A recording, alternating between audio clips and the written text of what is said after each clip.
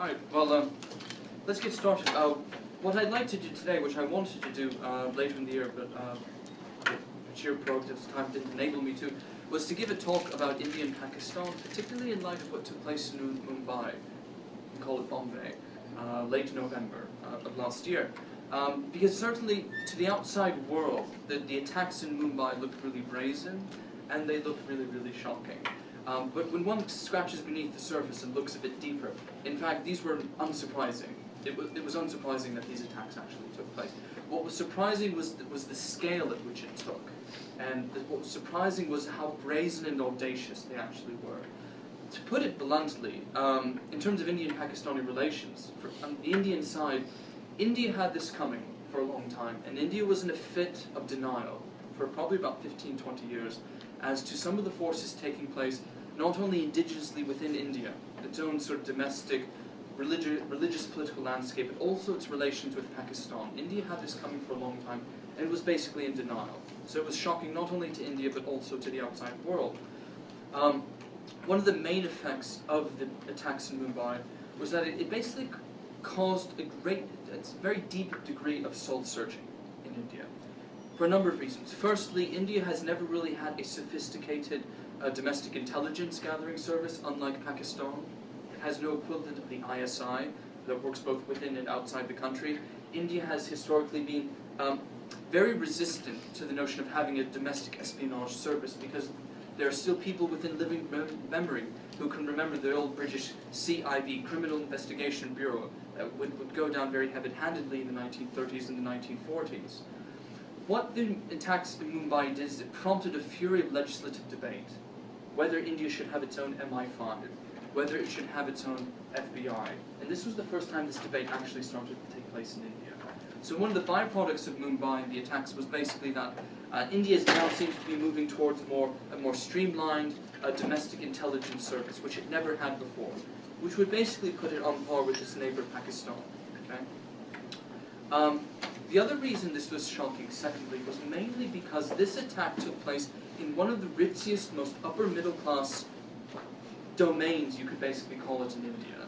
I mean, there's no more sort of ostentatious symbol of wealth and splendor than the Taj Hotel in Mumbai, or even the ones in Delhi or other cities in India. It stands out as a real sort of ostentatious symbol of prosperity, of sophistication, of being removed from many of the everyday grievances and everyday predicaments that most Indians face.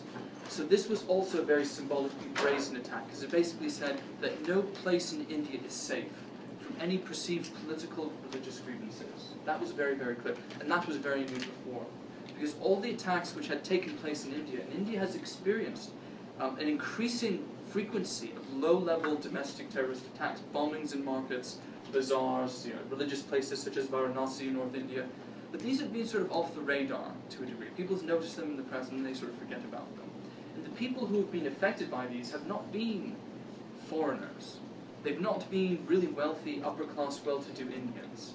So in this case, in this instance, the Mumbai attacks were actually very, very significant. They were very unique in that sense, because this had not really happened before. Okay? Thirdly, one of the main effects of the Mumbai attacks, is it did something, the soul-searching, it really forced Indians at the highest levels of administration and those who really make power decisions in India to really step back for a moment and to really sort of go through some introspection and to really question this rhetoric, or is India really this great rising power? And because India was doing this for a long time, they were talking about how great they were, the rising Asian power, the other Asian power after China. And what this did is this prevented Indians, they were distracted. And the Indian elite establishment were distracted from looking at what was going on, the problems in India itself. Caste discrimination, people being left behind by the economic liberalization from the early 1990s. This sort of rhetoric, it was their enveloped and sort of insulated in their own grandiose rhetoric. So we are this rising power, but they forgot and they neglected some of the things going on, the domestic contours of politics back within India. And do you know what? Mumbai, even though it seemed like foreign involvement, which it was, it tapped into a domestic grievance, which basically smacked India in the face in November. It was a real wake-up call, basically. So it was really shocking in that sense. It does, in a way, it has put a check upon India's seemingly progressively unchecked increasing claims to be this great power. It really put a check on it. I mean, my recent conversation with consulate and diplomatic staff at the embassy in New Delhi, they basically said the Indians are doing a lot of soul searching right now. They're really scratching their heads. Well, can we really carry on with this rhetoric for so long? Because it was very clear that something's going on, that something's not right.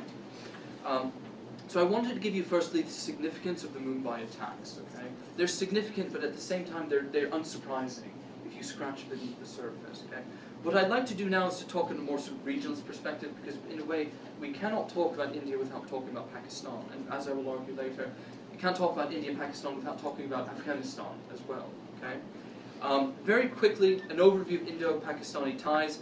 Historically, they politically have been at odds. They fought 3 wars over Kashmir. Okay. The irony is that for 2 states in South Asia who share so many cultural similarities, it would be very rare to find other places in the world where you find such political antagonism towards 2 countries which have so much in common with each other. Language, ethnicity, cultural synthesis of Indo-Islamic, Indo-religious, Hinduism, syncretism, things of this sort. It's very, very quite, in a way, shocking in that sense.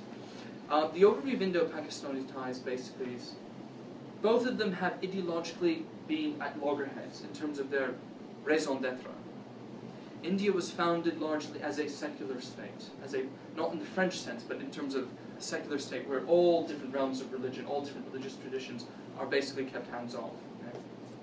Pakistan, however, was founded in theory, not always in practice, and it's living with the side effects of this, being unable to fulfill this, of being a state, homeland for Indian Muslims in South Asia. Okay. Where this gets really complicated, Indo-Pakistani ties really are focused on Kashmir. Okay. Kashmir is very, very crucial, not only for Indo-Pakistani ties, but it's actually crucial, as I'll mention shortly, it's actually crucial for what is going on in Afghanistan. Okay. Now, very quickly, because I know not everyone has taken the history of India, South Asia, a lot of empire courses, but the origins of Kashmir. Well, Kashmir for a long time was an independent princely state under the British, and it was basically bequeathed over to a very sort of corrupt line of Hindu Maharajas and kings in the mid-19th century who collaborated with the British. So Kashmir for a long time was relatively independent. Okay? It was very famous because it was a garden of paradise. The Mughal emperors patronized it. Okay? Well, Kashmir, when it came to the partition of India in 1947, the princely states were given the option whether they accede to India or Pakistan. Well, what happened was it started, the origins of Kashmir started right then and there when the British decided to leave. Because when they gave that option, Kashmir was ruled by a Hindu king, a Hindu Maharaja.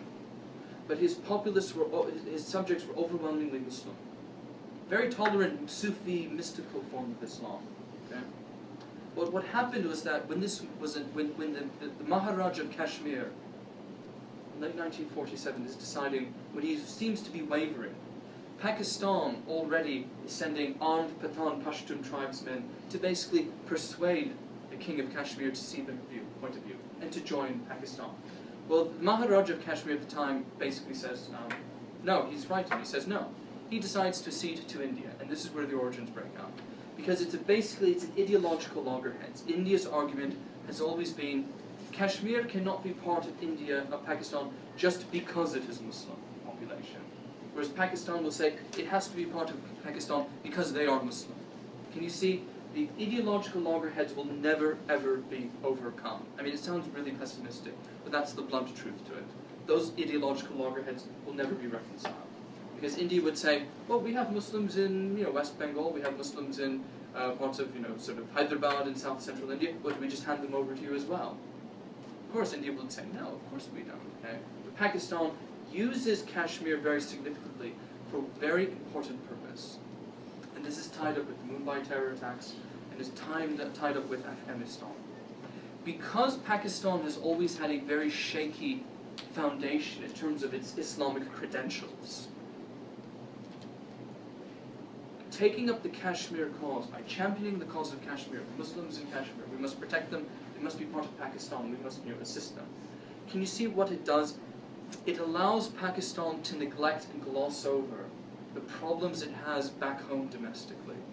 It allows them to overlook very acute ethnic political rivalries between Punjabis, Baluchis, Sindhis, Pashtuns, because it can sort of transcend and gloss over this thing by saying, no, Islam is important, we need to do this, we need to help our Muslim brothers in Kashmir. Can you see what that would do? It basically prevents them from addressing real political problems back in Pakistan. Okay? And this is probably the most frustrating thing that people find both in India and generally in South Asia, especially for foreign American diplomats who comment on it. They find this so frustrating that Pakistan refuses to drop the Kashmir issue. Okay? So it allows, in a way, to keep Pakistan's Islamic credentials going. I mean, running basically on a dry battery when nothing is left in the battery, basically. Okay? And because this is very significant, because this then spills over into the Pakistani political landscape and the problems that Pakistan has today. The problems Pakistan has, aside from sort of acute economic disparities, but the ethno-political landscape, it's basically a state dominated by Punjabis, who have very, very much ruled in a vice-regal tradition, which is very reminiscent of the British Raj. They don't consult. They don't listen to ethnic grievances from ethnic Sindhis, Baluchis. The only ones they really listen to, and I put this in quotations, are Pashtuns. Because Pashtuns, as I will just talk very shortly, have been a useful foreign policy tool, especially in Afghanistan. But Sindhis, Baluchis, these are ethnic groups who politically are marginalized within Pakistan. The establishment, the diplomatic corps, the economic elite, the military brass, they're all dominated by Punjabis. Okay? And they do rule in a very vice-regal, you could even call it Curzonian, Lord Curzon tradition, basically, of saying, well, we might listen to you, but we're not really going to listen to what you say, actually. Basically. We do things our way. Okay? There's that as well. Why is this significant? Well, because there are long-standing ethnic grievances and rivalries in Pakistan. And when some of these groups have felt marginalized enough, they have taken up the cause of domestic terrorism, which is not necessarily Islamist terrorism. For example, the gas pipeline which is trying to be constructed, constantly trying to be guarded in Balochistan, comes under probably an attack by Baluchi insurgents every 3 days, basically. You don't really hear about this all too much, because the Pakistan is very good at trying to keep some of this from getting out, but it does get out periodically. It's basically a low-level insurgency going on in western Pakistan, okay, which obviously then spills over into Iran. The Iranians are upset by this as well, because they have their own minority Baluchi population. Okay? So Kashmir, in a way, if we step back for a moment, is really part of a larger equation, in that sense. Because if you think about it, and this is where I'd like to bring Afghanistan into the equation, it's not just Whther Indo-Pakistani rivalry, it's also Whther Indo-Pakistani rivalry plus Afghanistan. Because if prospects put it this way, if the issue of Kashmir is addressed, if Pakistan no longer could take up this cause and say, Kashmir this, Kashmir that, we don't have to worry about, we can neglect all these things going on in the northwestern frontier provinces, ethnic rivalries within the political realm. If they can't do that anymore, then it would really force Pakistan to take a very serious look as to what is going on inside their country. Because the main critique that you see coming out, particularly out of Washington, and less so with other European capitals, was that, bluntly put, they would say Pakistan does not have its house in order. Well, one reason it doesn't have it is because it's able to gloss over some of the problems in that house, because it constantly takes up the Kashmir issue. That's one of the main reasons why. Okay? So when it comes to Kashmir, actually, the problem here is, this is what I mean by an ideological loggerhead. India is like Pakistan, hypersensitive about its sovereignty. And India will actually never claim less than all of Kashmir as its own, basically. So you have an ideological loggerheads which will not be resolved anytime soon. But if you look at Kashmir, Kashmir is part of the larger interconnected fabric in South Asia, which goes all the way from Bangladesh, Dhaka, all the way to Kabul in Afghanistan. Because if you took Kashmir out of the equation, India and Pakistan would have very little to fight over, basically. And Pakistan does not have to take up the Kashmir issue, then it would be forced to pay more attention to, what's going on in Pakistan. I mean, aside from the more military aspects going on in the northwestern frontier provinces. But at the same time, getting back to sort of the more domestic political landscape of India, because it's related to this as well. The big debate at Mumbai, after Mumbai, was where did these people come from and why did they do this? Okay. Initially, as always, India would always point the finger out to Pakistan, with some degree of certitude. But what is emerging now is that it seems that this claim is less unequivocally convincing. Because what we've seen over the past 3 or 4 years is that in India's domestic political landscape, Indian Muslims on the whole, even though Indian Muslims probably have more religious freedom than Muslims in the entire Islamic world, in terms of freedom to worship and do as they please, they are an economically and politically marginalized group in India. They don't dominate, they're in terms of demographics, they're overly dominated by Hindus, Sikhs, the upper echelons of the establishment, the bureaucracies, those who make powerful decisions of power and exercise power. Indian Muslims are largely absent from that. Why is this significant? Well, this is very significant because this allows any form of disaffection amongst Indian Muslims to be easily swayed or to tap into a global rhetoric of humiliation, which no one other than Osama bin Laden and Al-Qaeda have been able to propagate to some fractured degree of success, to some degree. It allows Indian Muslims on the whole, who are really Indian in their sort of cultural and their mindset, but it allows them to think beyond that boundary of the homeland right there, to think beyond that, to say, well, there are larger things going on amongst Muslims that make us upset. We see what's going on in maybe Afghanistan, Iraq, and they never really cared about this before, but now that they have some more increasing forms of marginalization in India, and India is just totally, in all honesty, India has not really fessed up to this ever since independence, in fact. Right? And it's not been helped by the fact that we have the rise of right-wing Hindu nationalist politics in India, who just make it a very clear point to demonize Indian Muslims whenever they can. The question they always ask whenever India and Pakistan play cricket is, are they secretly supporting Pakistan because they're Indian, they're Muslim? Can you see that question is forced upon Indian Muslim? Your loyalty, where do your loyalties basically lie? Now obviously Indian Muslims could only take this for so long. Okay? So what's emerging now is that it's not just a simple question of these sorts of terror attacks coming and being exclusively directed from abroad, but tapping into the sinews of a feeling of domestic marginalization amongst Indian Muslims, who might not come out and propagate these things, but who might turn a blind eye and say, well, you know what, give them a bloody nose, then maybe they'll pay attention to us now, basically. I mean, this is a real possibility, because you've seen this going on in North India over the past 3 or 4 years. Smaller terrorist attacks going on in North India by disaffected groups of Indian Muslims. Okay?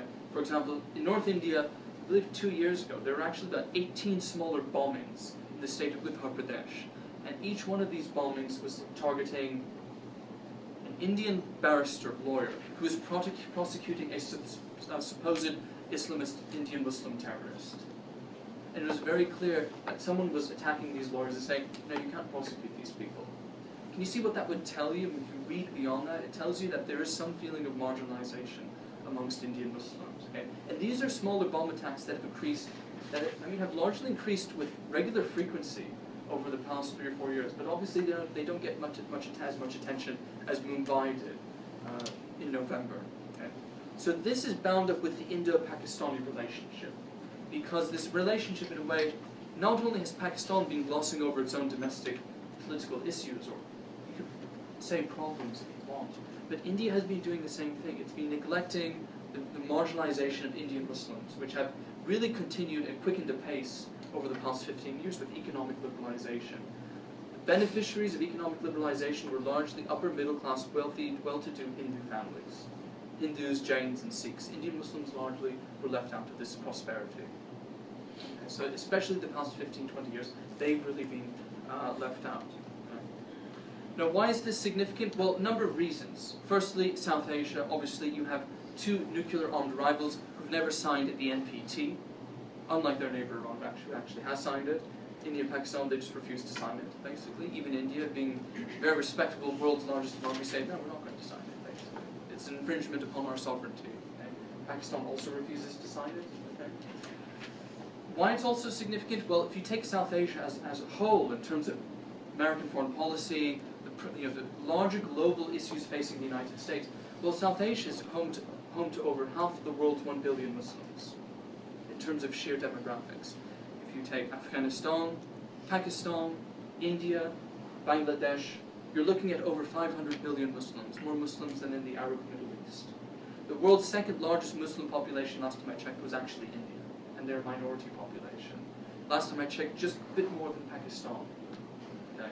So Indian politicians joke on the side, there's so much for Pakistan's Islamic credentials, basically, things like that. We have more, basically. So by the sheer virtue of demographics, it makes South Asia and these domestic contours of Muslim marginalization in India, the ethnic political landscape in Pakistan, very, very important. They're not just isolated internal affairs. They're interconnected with what's going on between India and Pakistan, and also what's going on between India, Pakistan and Afghanistan. Okay? So the question sort of inevitably comes up, and I suspect some of the questions will be along these lines, but what should US policy be? Well, without being too much of a soothsayer or a prophet, US policy probably should take a very regionalist approach. Move beyond just India and Pakistan, or Indo-Pakistani relations. But think India, Pakistan, Afghanistan, Kashmir, because they're all interconnected with each other. And I don't think that has really sort of percolated to the higher levels of policy making quite yet. A strong regionalist interconnected approach that would understand what goes on in Delhi affects what goes on in Kandahar, in Kabul, and affects what goes on in Islamabad, Swat, Peshawar, for example, even in Dhaka in Bangladesh. Okay? Because what has emerged is that some of the people who actually lent support to these attacks in Mumbai were actually Bangladeshi Islamist militants who could tap into this feeling of marginalization, especially when you have poor Bangladeshi immigrants trying to go over into India and the Indian security forces just turn them back right away and sometimes treat them very brutally.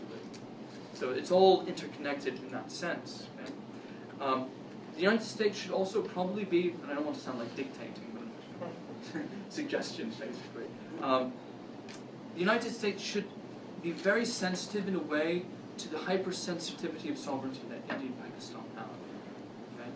Pakistan has probably been more willing to give way on this in terms of CIA Predator drones, allowing the CIA to use secret bases. There's a secret one they just discovered in Peshawar, just outside of Peshawar actually, which was revealed, I believe, by Google Earth. Someone on the web actually did it. Also to be sensitive to Indian political sensibilities. India is very hypersensitive about its sovereignty. It has a great degree of pride when it comes to international relations. We are 1 billion people. We are the world's largest democracy. We are a relatively successful post-colonial nation state. We should be treated with some respect, because Indians will always point across the border and say, look at Pakistan, we're much more successful. So they're very sensitive about that, and that should, in a way, should be offered some respect. I think also in terms of US policy, Afghanistan should be more neatly wedged between the phrase Indo-Pakistan, Indo-Afghani-Pakistan. Because it's very, very clear that Pakistan, especially after the fall of the Taliban, and the Taliban were Pakistan's basically the ISI's foreign policy bulwark in Afghanistan. Okay? It was very clear that once the Taliban fell, the vacuum that was left, Indian cultural and by extension political influence, came in very quickly. The first items that went on sale in the bazaars in Kabul after the fall of the Taliban was not whiskey or pornography, it was Indian Bollywood cinema. The Pakistanis didn't like this very much because cultural influence is a conduit in a way for some form of political influence. No other country in South Asia gives Afghanistan in the region more money and assistance than India. They outbid Pakistan by 10 to 1, basically. And the Pakistanis obviously don't like this. They feel very embarrassed, basically. So, basically, I think it would be very, very helpful to think of these relations and this sort of interconnected regional approaches in Indo-Afghani-Pakistani relations, because they really are all interconnected to some degree. Now, in terms of prospects, because people, obviously the question comes in terms of policy, what are the prospects, what can be done? in all honesty, the prospects actually do not look very good. And I'll be very blunt about it. I don't think we should be sanguine or anything like that. Because of the ideological loggerheads, these will not be easily overcome. Because the ideological loggerheads come to the very founding ideological pillars of each state. And no state in history gives those up on a whim like that. Okay? What happens in Delhi affects what goes on in Kabul. I think what's going to happen, so long as you have what is going on in the northwestern frontier provinces in Pakistan, it will be very, very difficult. And as long as Pakistan and India do not pay more attention to their own domestic political landscape and see how that affects relations within the South Asia region, then you probably will not have prospects for peace. I don't think you will have that anytime soon. Ideally, what you would move towards is more of a sort of a détente of some sort, where Kashmir would be unofficially, not officially, God forbid, but unofficially divided up between India and Pakistan. Okay? Whether that will happen, I would say probably quite unlikely. All it will take is another attack like Mumbai for India to point the finger. Because when this happens, Indian politicians, the Indian establishment, they retrench, and they say, we don't need to compromise over this anymore, because we've tolerated enough of this already. Okay? India runs out of patience very quickly with Pakistan. Okay? So, basically, to summarize all of this, Indo-Pakistani relations very quickly, because I don't want to talk for too much, is that, in a way, Afghanistan should be inserted within this equation. It's not just India-Pakistani relations. But you neglect and you gloss over a lot of very important stuff if you leave Afghanistan out of the equation. And I do think, as a sort of an ending note, that in a way, India's credentials and claims to be a great rising power, this great democratic power, are slightly belittled and undermined by what took place in Mumbai and what was revealed after. People started to realize that there are acute feelings of marginalization amongst Indian Muslims. The economic liberalization has not benefited all members of Indian society, and I think this has come to light. But I think, fortunately, and perhaps encouragingly, it's actually kick-started a debate within India. Indians are now starting to debate these things, mainly because the establishment, the Indian establishment, all well-to-do upper-middle class, with traditions of literacy, learning, and education, have now started to think, well, if this could happen to us, then this means something, basically. So I think there's a degree of guarded optimism to some degree.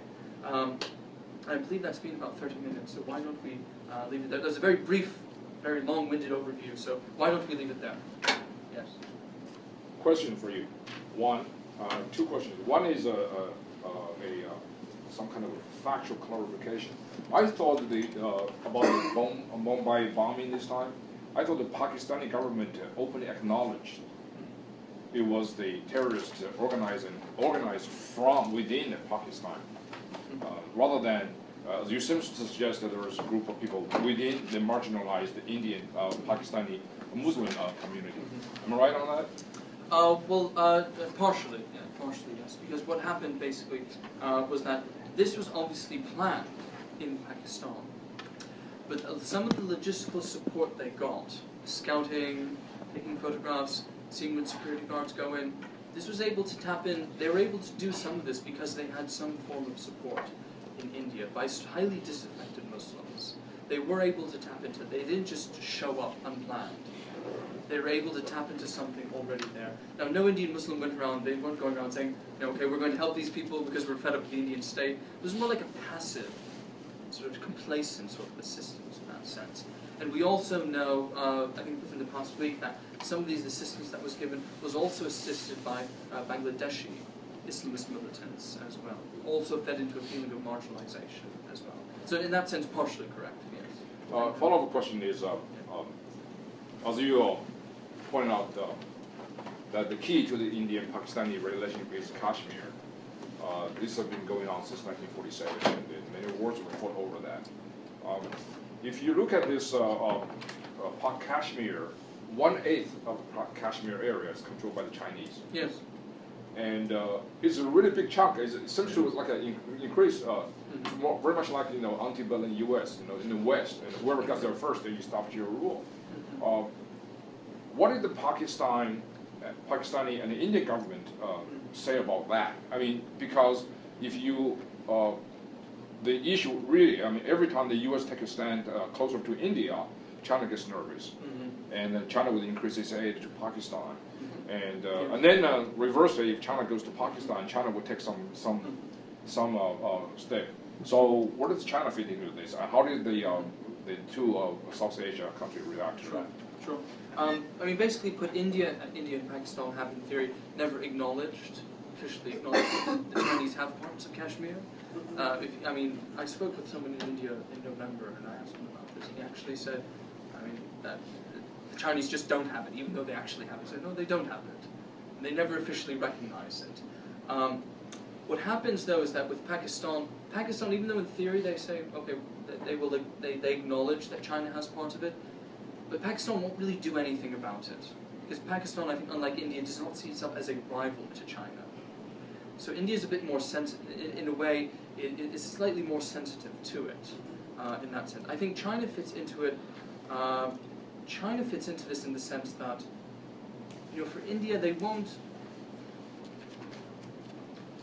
India will not, they will bring it up, but they won't bring it up too much, because then they won't bring it up too much with China, at least to my knowledge, because then it will just reignite the larger debate over Kashmir, because India's stance on Kashmir in a way is very, sort of like locked and complacent. All of Kashmir is ours, and we don't really want to talk about it too much.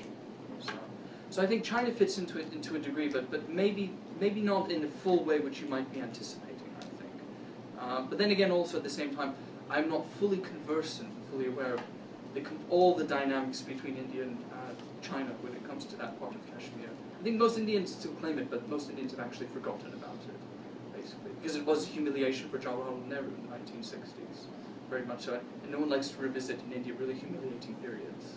In the same way they don't like to revisit the emergency under Indira Gandhi. Most Indians like to forget about that. Yeah.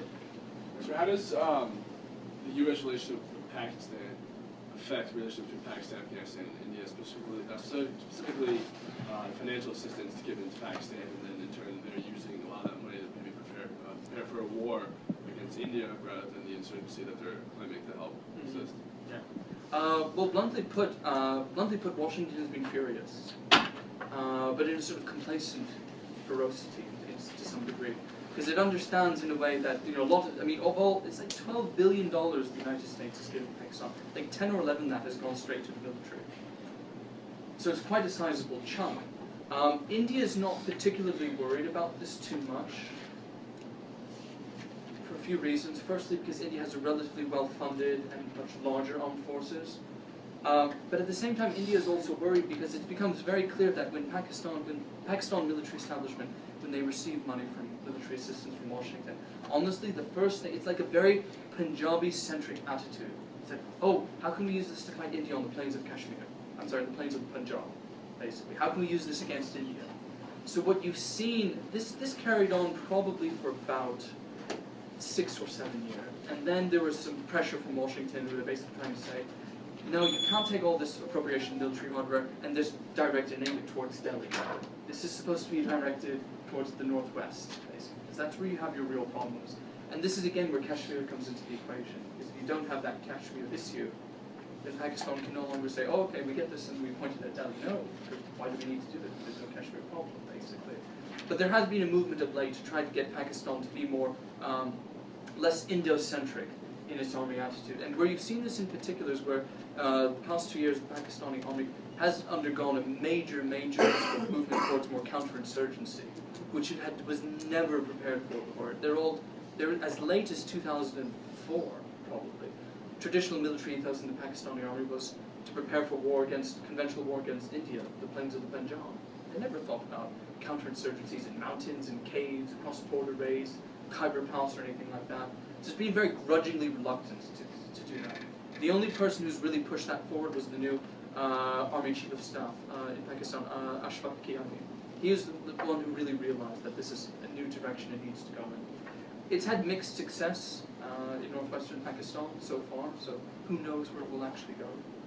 But there has been that dynamic there. It's been moving more towards a counterinsurgency, actually. So, because bluntly put, Washington got really furious, basically. So you get all this stuff, and you want to aim it towards Delhi. Why? So, we have another part of the country we want you to point it out, basically.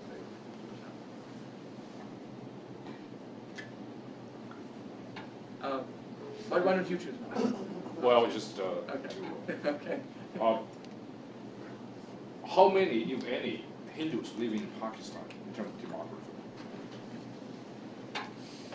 Oh, that's a really loaded question, actually. Yeah. I believe in Pakistan. Most Hindus, I mean, when you say Hindu, it would imply that they're all sort of Orthodox Brahmins. Well, most Hindus probably don't care too much about Pakistan. They only care about Pakistan when things happen in India. For example, this was the first time I've noticed the recent domestic terrorist attack in India, where the average Indian on the street was really upset and said, no, we'll go to war with Pakistan. We're fed up with this. Like, I think you had it was basically a kettle boiling for a long time, and Mumbai was when the lid of the kettle flew off. Public opinion, they were outraged. The Hindu nationalist parties certainly made a big issue of this. They say Pakistan cannot be trusted, basically. More right-wing Hindu fundamentalists believe that Pakistan should be reabsorbed into India. Of course, they neglect over the fact that they would now have another 150 million Muslims under their rule. They conveniently forget that.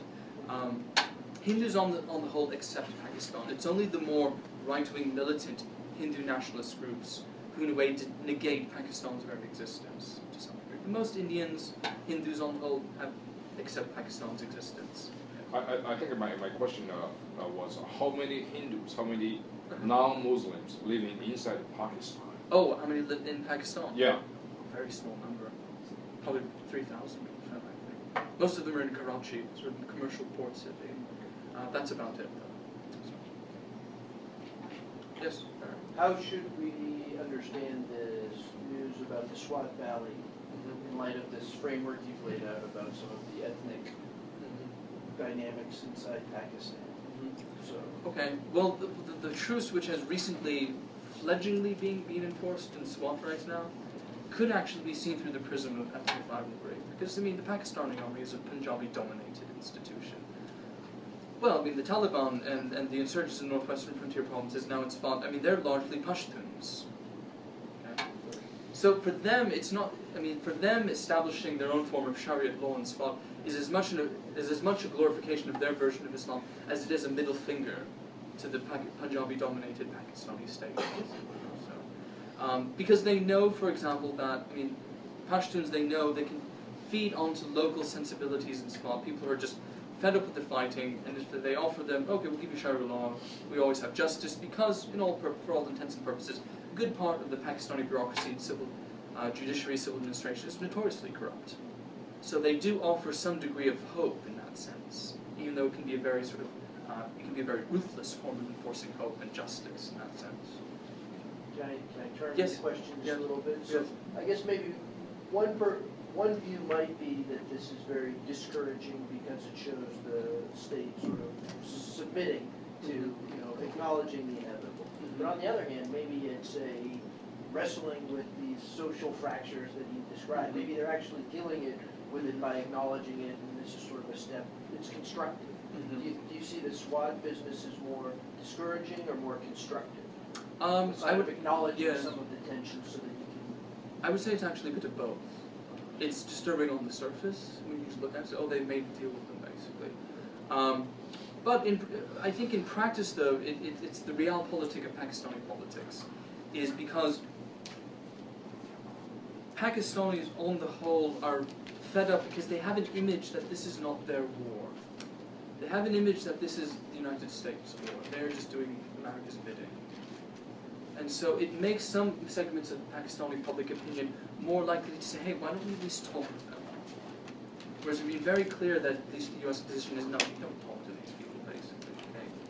Or you shoot first and then talk later, basically, okay? So there's the question of ownership, which is really, really important. And I think you're seeing this tussle right there in terms of the Swat Valley. It's this question of ownership. Who owns the war? Pakistanis don't feel on the whole that they own it. Whereas the Pakistani state, they really understand what's at stake to a large degree, which is why they allow, and the reason they come to this truce in a way in Swat Valley is to assuage domestic Pakistani public opinion. because it will buy them political capital and legitimacy back home. Because every time one of these CIA drone planes goes from a Pakistani base and fires a missile, there's a lot of outrage in Pakistan. This is a way of assuaging. Because see, in a way, the Pakistani state is sort of like on a seesaw. It can't tip on either side too much. It's trying to play a balancing act. Whereas it was on this sort of very much American side for a very, very long time, and then took a lot of domestic criticism and at the impact of public opinion. So it's now trying to have more sort of a balancing act to some degree. And I think this is what you're seeing in SWAT right now. It's international, but at the same time it's domestic and political as well. But the ownership question is very important, actually. Yes? Okay. You talked about, I was surprised to hear how much India is investing into Afghanistan.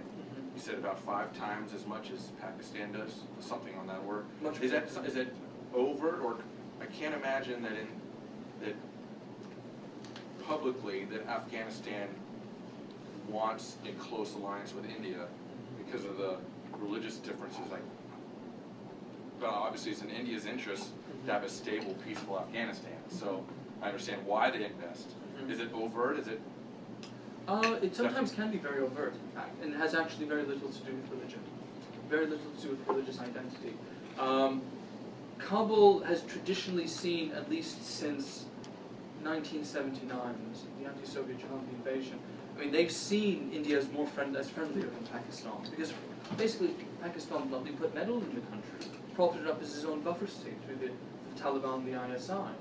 So even today, Karzai, if you asked him today, who's your better friend, he would say India, unequivocally, because they've not meddled in that sense. Pakistan treated Afghanistan as it was its unofficial backyard, basically. It's an unofficial backyard, you can let the dog loose and do whatever it wants, basically. And sometimes it is very overt, in fact. At least domestically within India, it's very overt. They make very overt pronouncements that we are giving so much aid for development programs in the Afghan countryside, food aid, things of this sort. They're very overt about it, and Pakistan does not like it. Because it belittles their own legitimacy in their own hand in Pakistan, because the only hand Pakistan really had before was the ISI and the Taliban. Okay? And when people are fed up with this over so many decades, rice, bread, infrastructure looks really, really good. So Pakistanis don't like this, where it gives India much more. India has much more influence in Afghanistan than Pakistan would like to admit. So, and India does use this as a bargaining chip with Pakistan. So, but that's a good question. Afghanistan is a NATO operation, and India is not a part of NATO, but I assume our strengthening ties with India, right? The United States strengthening ties, some of behind the scenes is a hope or maybe an expectation that India will continue to help stabilize Afghanistan, that we're relying on them to help a little well, bit? they will, but in a strictly non-military sense. Just infrastructure, financial. Assistance, aid, but in a strictly non-military sense. Because Indian political domestic opinion would not allow it. India's, they're really proud about their contributions to peacekeeping, which is the most ungrateful job on the face of the earth, probably. Both sides are firing at you. But for anything like that, no. Domestic Indian public opinion would not tolerate it. To actually put Indian troops in Afghanistan, no. Because people would start thinking about the British Raj and the company troops going over so many times, and all these Indians being slaughtered and things like that. They would remember that, probably. Yeah. Yes? The next few years already, this year, we've seen an increase of military operations and troops in Afghanistan. With that to probably increase in the foreseeable future, do you think that's going to bring the political situation in Pakistan really to a point where it has to be dealt with more so than it is now, especially when it's most likely that most of the troops are going to go to that region, the border region, and set up shop there, essentially? I'm actually not really quite sure. In terms of domestic Pakistani politics, certainly a massive increase in the number of foreign troops in Afghanistan would inevitably belittle or whittle away at Pakistan's hand in Afghanistan. Because basically you would be able to stop Pashtun tribes from going back and forth over the border using whatever ideological ammunition they've got. That would stop it, basically. And it would, in a way, slightly force the domestic actors of Pakistani politics to focus more attention on what's going on in their country. I think there would be a bit of that, but I do think Kashmir would have more of an impact in that sense, I think, to a degree. I mean, so what I'm saying is that it would have an impact, but maybe not as much as we might think. Even if it requires more use of the Pakistani border and region, putting tax in from Pakistan. We talk about the drones and stuff, and CIA operating now in Pakistan in the border region. With the increase of U.S. troops and activity and potential for more cross-border action with U.S. troops, do you think that's going to draw a lot of criticism of the Pakistani government and inflame the situation? Oh, in that sense, yes. Yes, I think it will. Yes. Because any time that a drone goes over into northwestern Pakistan, people in Pakistan get quite furious. Pakistani public opinion is also very, very uneasy with such a large number of foreign troops to their northwest, especially with their historical rival to the southeast. So they feel sandwiched already. Yes, more foreign troops in Afghanistan would make the Pakistanis feel very uncomfortable in that sense. And I think maybe one could conceive actually would maybe allow them to actually gloss even more over some of the things that are going on in Pakistan to some degree. Yeah. Yes. So how do the Kashmiris see themselves? Just because, I mean, I know they originated as, a princely controlled, almost independent province, then, it started out with the Mughals and all of that, where it's very regionally controlled, and it seems like Kashmir has had a lot of regional autonomy prior to this conflict. So, I mean, what is their role, independently of the two, forces on each side? Bluntly put, the Kashmiris see themselves as independent. They don't want anything to do with Pakistan, because the Pakistanis claim to speak for them. They say, well, bloody hell are you to speak for us, basically.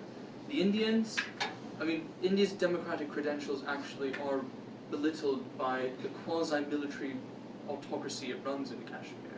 It does run, Indian-occupied Kashmir is run as, to a slight degree, as an autocratic military state.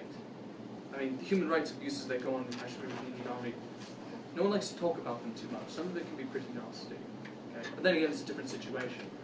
This has built up over time, and to the point where the main Kashmiri independence, main Kashmiri politicians and leaders, at the very worst, they would want a hyper degree of provincial autonomy within either India or Pakistan.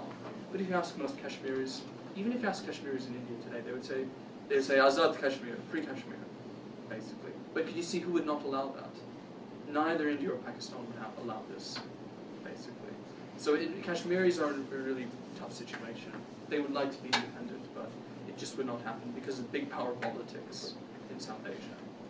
So if you want to get arrested in Islamabad or Delhi, just go around yelling Azad Kashmir, and I guarantee you within 15 minutes you'll be scuttled away into a sort of a dingy police automobile.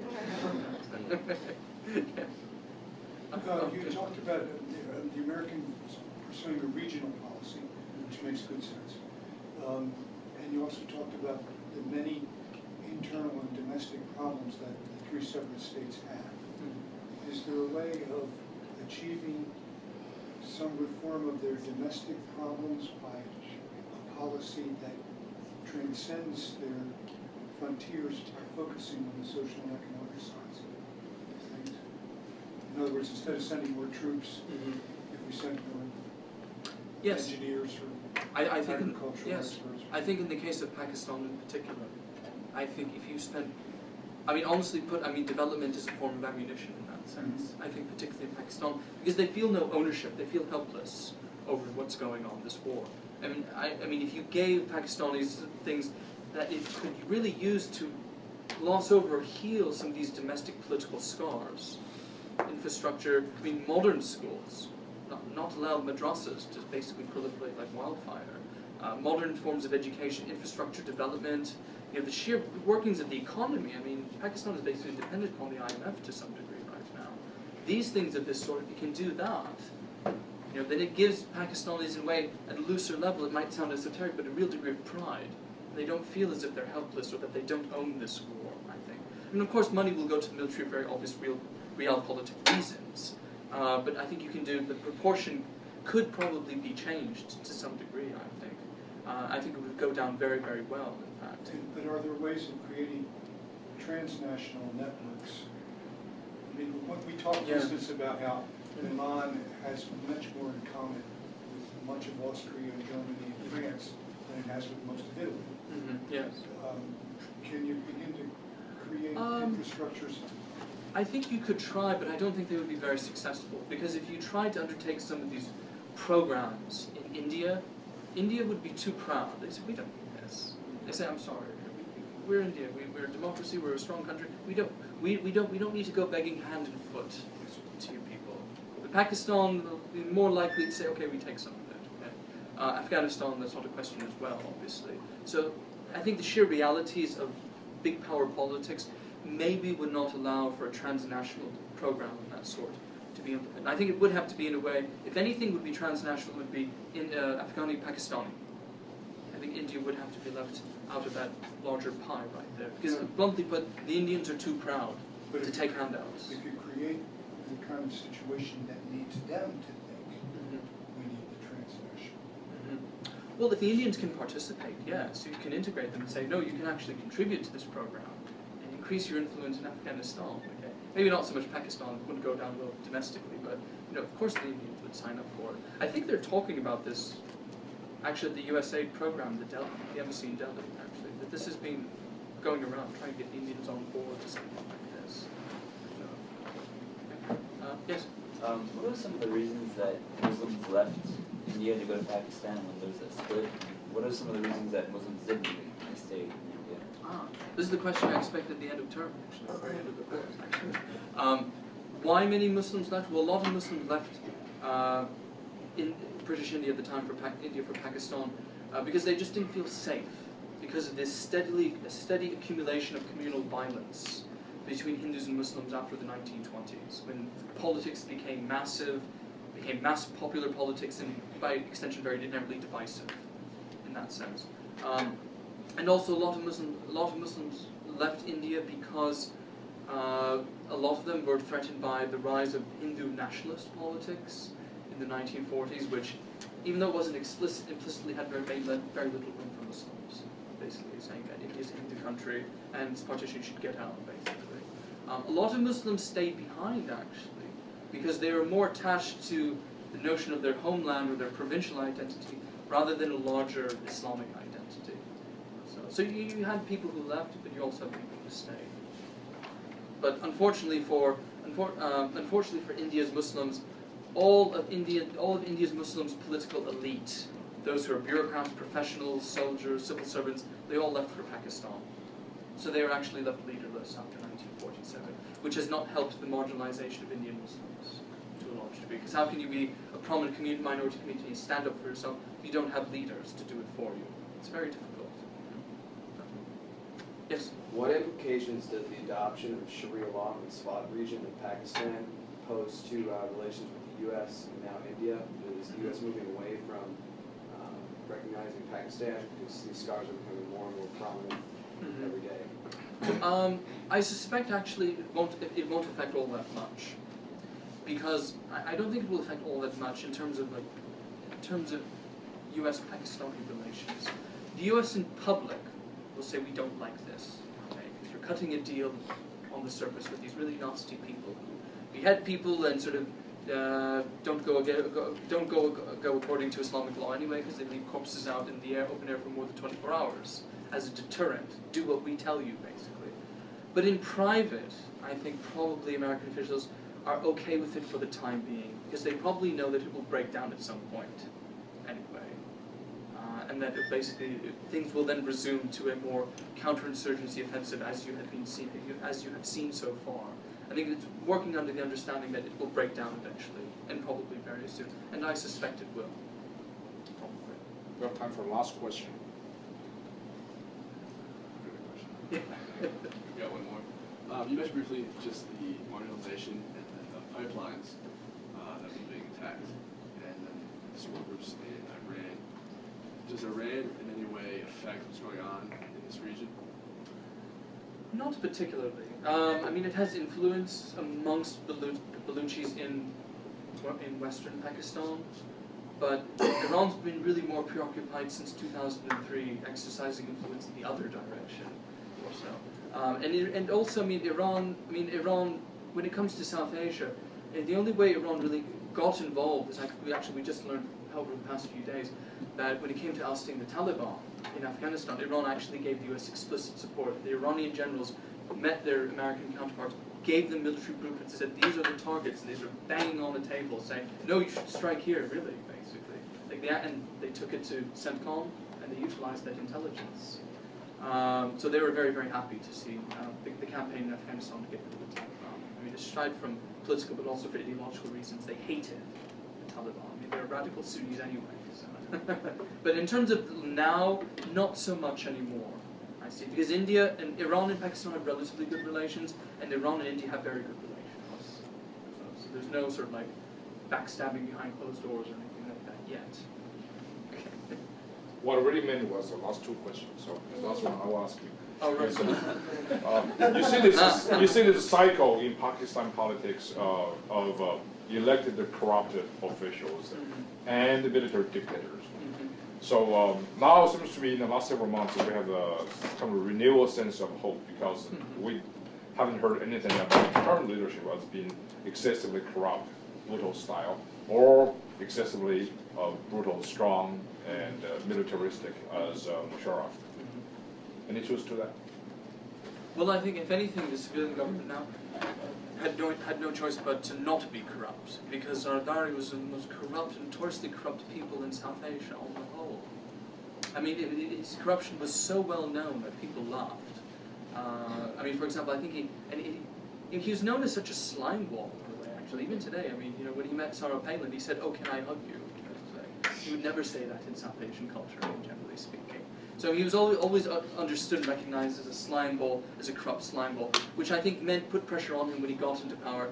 Okay, maybe we should at least not give the image that we're that corrupt, basically. But it does seem to go through a cycle to some degree. Yeah. I think itself it's a progress. If the citizenship remain a healthy dose of disrespect for politicians, that probably is a good thing. So, yeah. All right. Well, thank you very much again.